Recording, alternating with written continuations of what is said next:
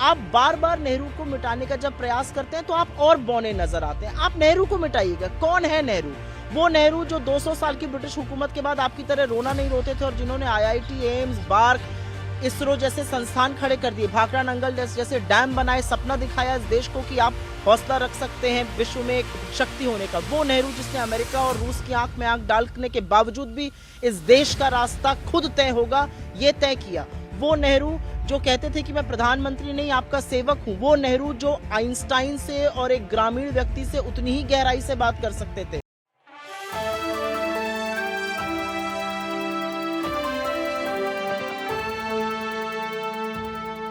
Congress versus Bhajpa की लड़ाई में एक बार फिर सुप्रिया श्रीनेत ने देश के प्रधानमंत्री नरेंद्र मोदी को घेर लिया। सुप्रिया श्रीनेत लगातार जमीनी स्तर के मुद्दों को उठाती रहती हैं, देश के प्रधानमंत्री से कई सारे सवाल पूछती रहती हैं।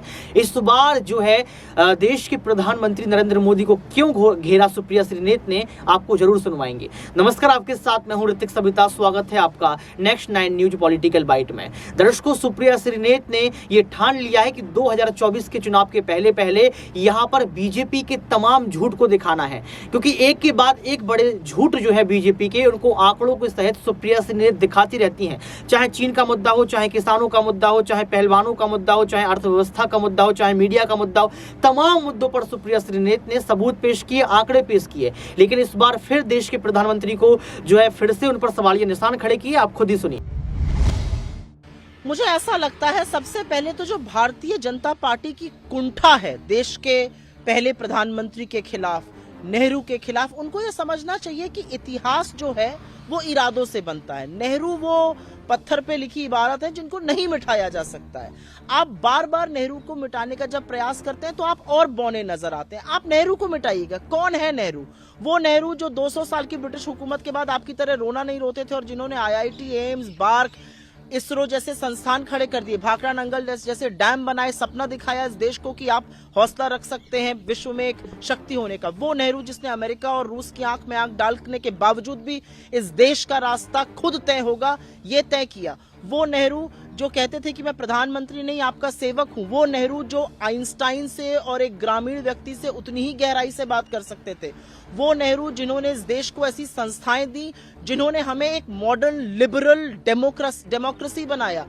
किस नेहरू से आप प्रतिस्पर्धा कर रहे हैं? आपको नेहरू से कुंठा हो सकती है, आपको नेहरू से दिक्कतें हो सकती हैं, लेकिन इतिहास बदलकर देश का आप एक नया इतिहास नहीं रच सकते। आपको आज काम करने की जरूरत है, क्योंकि यह भी सच है कि 10 साल आपके कार्यकाल के पूरे होने वाले हैं। आप इतिहास के पन्नों में जाने वाले हैं और इतिहास आपको एक डरपोक, कायर, तानाशाह की तरह ही याद करेगा, चाहे आप नेहरू का कितना भी नाम मिटाने की कोशिश कीजिए। प्रधानमंत्री नरेंद्र मोदी और उनकी सरकार को वही संस्थाएं, वही खेल पुरस्कार, वही संग्रहालय नजर आते हैं जिसमें नेहरू या राजीव गांधी का नाम होता है।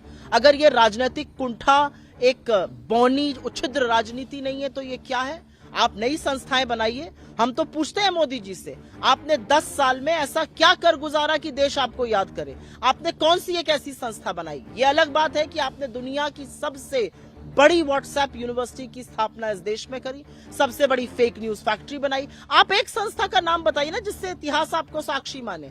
आपने तो पार्लियामेंट तक को अपने स्वांग के लिए रच डाला। आपने तो पार्लियामेंट तक के लोकतंत्र को खत्म करके, राष्ट्रपति को बाहर करके, बेटियों को बाहर पिटवाकर वहां अपना राज्याभिषेक कराया। आप एक संस्था का नाम बताइए। हर बार वही नाम क्यों चेंज होता है? जहां पर नेहरू जी का नाम हो या राजीव जी का।